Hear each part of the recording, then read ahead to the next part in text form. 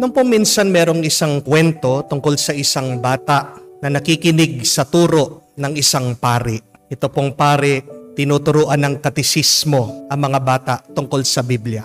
At ang kanila pong topic ay tungkol sa creation, ang pagkagawa o pagkalalang ng Diyos sa sanlibutan, sa mundo. At kinekwento po ng pari kung paano ginawa ng Diyos ang lahat. At sa bawat pagkagawa ng Diyos, palagi sinasabi na mabuti ito. Kaya nga, ang gustong baunin ng pari dito sa mga bata na lahat ng kanilang nakikita, hayop, tao, lalong-lalo na sila, ay mabuti. Tandaan nyo yon mga bata, sabi po ng pari, ang lahat ay gawa ng Diyos, kaya lahat ay mabuti. Tinandaan po ng bata yon. Pagkalabas po ng bata, habang siya ay naglalakad sa daan, napansin po na nagkakagulo sa kalsada dahil meron pong isang kalabaw ang nakawala sa kanyang kulungan. At ito po ay sumusugod sa lahat ng kanyang nakikita.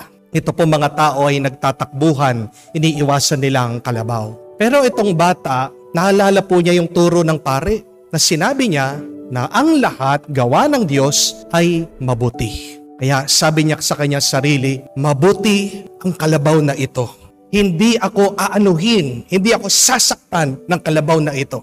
Hindi ako papabayaan ng Diyos dahil mabuti ang Diyos. Mahal ako ng Diyos. Mabuti din ako sa Diyos. Kaya ito pong bata, hindi gumalaw, ayaw niyang umalis dito po sa gitna ng daan. Ito pong mga tao na nakakita doon sa bata, nabigla sila.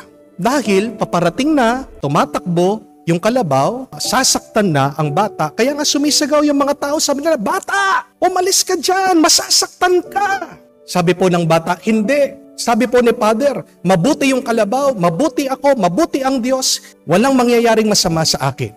Pagkasabi po, itong kalabaw, lalong nagalit dahil mukhang nilalabanan pa siya ng bata. Kaya lalong bumilis yung pagtakbo nitong kalabaw, tinamaan ng bata, tumilapon siya, nasaktan. Nagkabali-bali po yung buto. Sinugod po, tinakbo yung bata sa hospital. At habang nagpapagaling po yung bata, siya'y nalungkot. Hindi niya maintindihan. Sabi niya, kala ko ba, sabi ni Father, mabuti yung kalabaw, mabuti ang Diyos. Bakit hinayaan akong masaktan? Bakit hinayaan na sumugod ng Diyos itong kalabaw sa akin? Bakit nagkabali-bali yung aking buto? At yan po yung pinagmumunihan, iniisip at pinagdarasal ng bata. Nung po nakatayo na yung bata, may saklay siya. Ang unang-unang pinuntahan po niya ay yung pare. At nabigla po yung pare dahil nakita niya na puno ng sugat, pilay itong bata. Tinatanong ng pare, ano nangyari sa'yo? Kaya kinuwento po ng bata, nakawala yung kalabaw, sumusugod sa kanya, pero naniniwala siya na yung kalabaw ay gawa ng Diyos, mabuti, kamuka ng turo ni Father. Hindi siya papabayaan ng Diyos dahil mabuti ang Diyos. At tinatanong niya, Father, bakit nagkaganito ako? Mali po ba yung turo niyo? Pagkatapos sabi ng pare, hindi mali. Meron ka lang hindi maunawaan. Yung mga tao na sumisigaw, binabalaan ka, winawarningan ka, pinagsasabihan ka na umalis, tumabi, baka nakalimutan mo, gawa din sila ng Diyos. Na mabuti din sila, na ginamit din sila ng Diyos para makaiwas ka, aksidente. Yun yung problema sa iyo.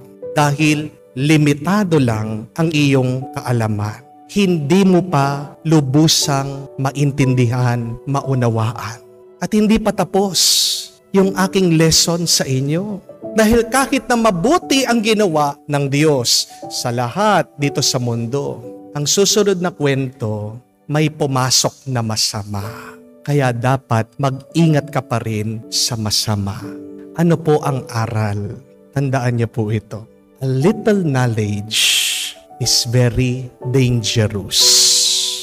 Little wisdom is very harmful. Huwag mong isipin dahil may alam ka, alam mo na ang lahat. At ano ang delikado pag may kakaunti kang kaalaman? Hindi lang yung napapahamak ka, minsan napapahamak mo ang iba. Yan din ang problema. A little knowledge can make us old. Amen? A little knowledge can make you judgmental. a little knowledge can make you harm people. Pero tandaan mo yun, hindi ang kakaunting kaalaman mo ang magliligtas sa iyo. Dapat kailangan nating maunawaan na hindi natin alam ang lahat. Kailangan tayong magsumikap na lawakan natin ang ating pag-uunawa. Tingnan niyo po kung sino yung mga makikitid ang kanilang pag-uunawa, pag-iisip. Sila po yung mga masasamang ugali. Hindi po ba? Sila yung mga masasamang magsalita. Sila madalas yung nakakasakit sa iba. Kamukha po nung ating narinig dito sa ating ebanghelyo, yung mga Pariseo. May kakaunti silang nalalaman na bawal magtrabaho sa panahon ng Sabat, sa araw ng pagpapahinga. Yun lang yung alam nila. Pero tingnan niyo po, dahil po doon, kaya nilang tratuhin na masama ang ating Panginoon. Kaya nilang hayaan na magutom ang mga tao. Pero tingnan niyo ang Diyos. Nilalawak niya yung kanilang kaalaman. Binuksan nila ang kanilang kaisipan, binalik ng ating Panginoon muli sa banal na kasulatan. Sabi niya, tandaan niyo, kahit na merong ganyan na batas, meron pa ring exemption. Bakit si David, nung siya ay gutom, pumasok siya sa templo, kinain niya yung pinagbabawal na tinapay, na sagrado at binasbasan. Sinasabi niyo na bawal magtrabaho sa araw ng pagpapahinga, pero ang mga pare, nagtatrabaho sila.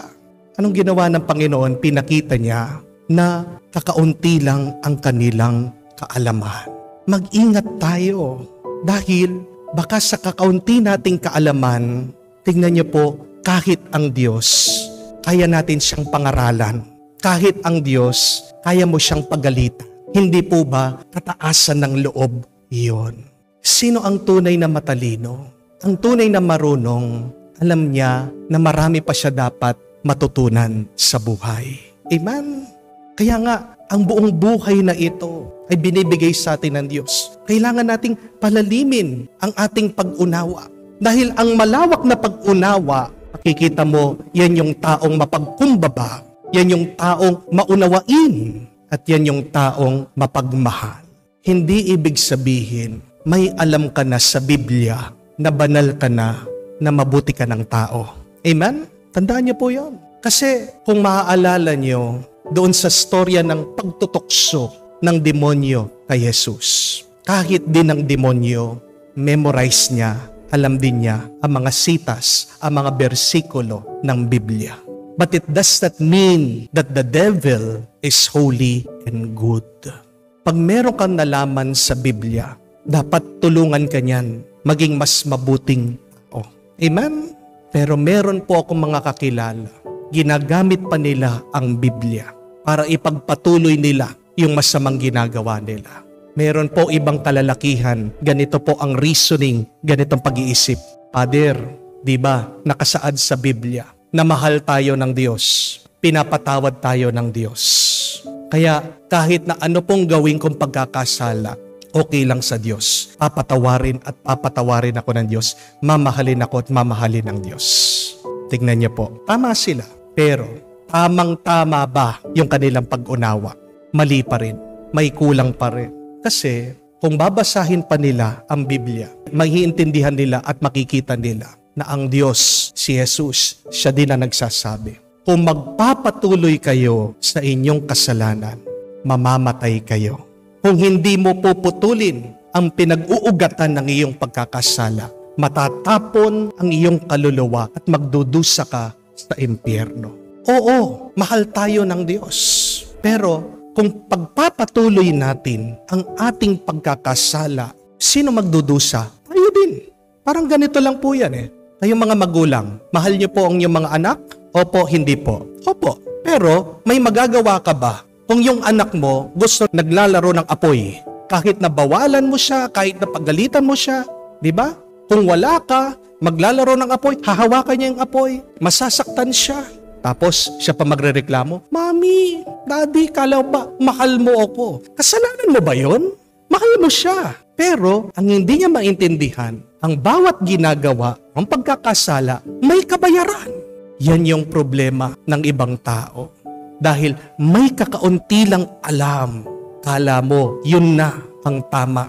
Kailangan nating maunawaan. Kailangan natin maintindihan na ang kaalaman, ang karunungan ay tulong yan para tayo mas maging mabuting tao, maging mas banal na tao.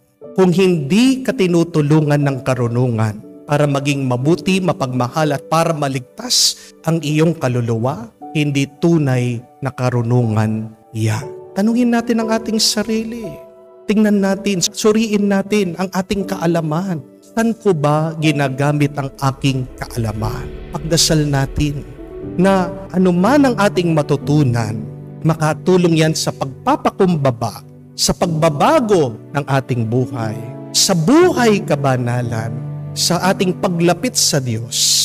Matulungan sana tayo ng ating karunungan kung paano tunay na magmahal sa iba.